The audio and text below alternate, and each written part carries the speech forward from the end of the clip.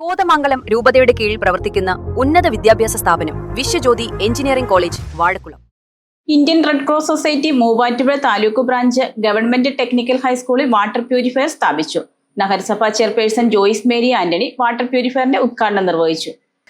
Indian Red Cross Society Muvattupuzha taluk ബ്രാഞ്ചിന്റെ നേതൃത്വത്തിൽ Muvattupuzha government technical ഹൈസ്കൂളിലെ വിദ്യാർത്ഥികളുടെ കുടിവെള്ള ലഭ്യത ഉറപ്പുവരുത്തുന്നതിനായി സ്കൂളിൽ വാട്ടർ പ്യൂരിഫയർ സ്ഥാപിച്ചു. മൂവാറ്റുപുഴ നഗരസഭാ ചെയർപേഴ്സൺ ജോയ്സ് മേരി ആന്റണി വാട്ടർ പ്യൂരിഫയറിന്റെ ഉദ്ഘാടനം നിർവഹിച്ചു.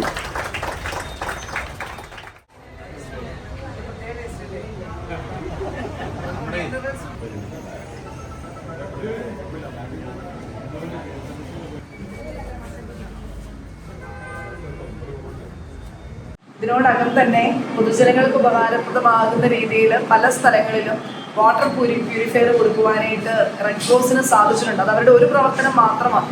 ഒരുപാട് കാര്യങ്ങൾ റെഡ് ക്രോസ് പ്രത്യേകിച്ച് നമ്മുടെ മൂവാറ്റുപുഴയിൽ ചെയ്യുന്നുണ്ട്. ജനറൽ ഹോസ്പിറ്റലുമായിട്ട് ബന്ധപ്പെട്ടിട്ടുള്ള മിക്ക ആക്ടിവിറ്റീസിലും റെഡ് ക്രോസിൻ്റെ സാന്നിധ്യം ശ്രദ്ധേയമാണ്.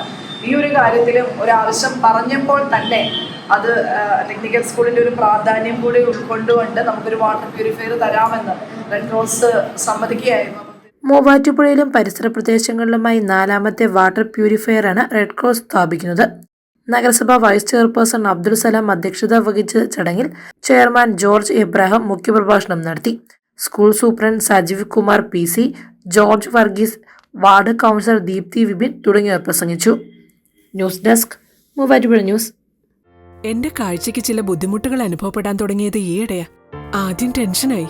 മകളാ പറഞ്ഞത് അഹല്യയിൽ പോകാൻ.